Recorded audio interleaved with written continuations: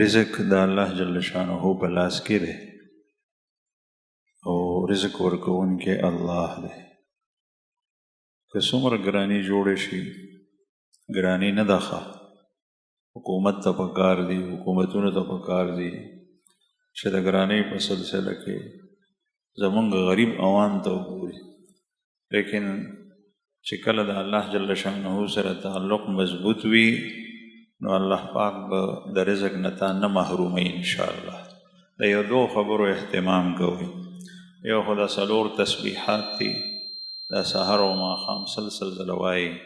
که سل ځله نشئ ویلی او یا ځله وایي، او یا ځله نشئ ویلی 50 کرته یې وایي.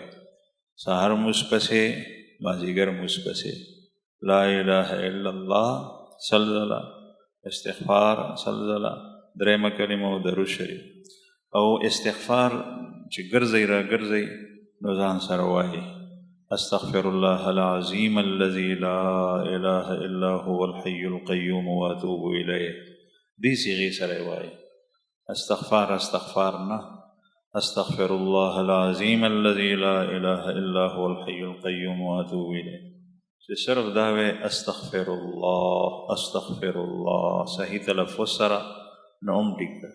قرآن کریم کې الله جل شانه سوره نوح کې د نوح علیه السلام تذکره کړې ده.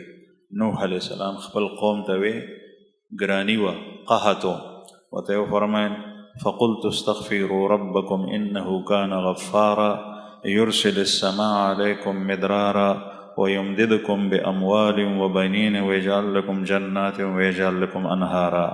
استغفار ډیر ډیر وایي، د الله نه بخښنه غواړئ، رجوع الی الله وکئ، الله به باران هم ورئ، مال به هم ډیر شي، څاروي به هم ډیر شي، فصلونه به هم ډیر شي. بهر حال استغفار او رجوع الی الله دا د الله جل شانه نه د رزق په وصولولو کې ډیر مؤثر او مجرب او په خپله د قرآن پاک ښودلې وظیفه ده. الله پاک دې موږ ته د عمل توفیق راکړي.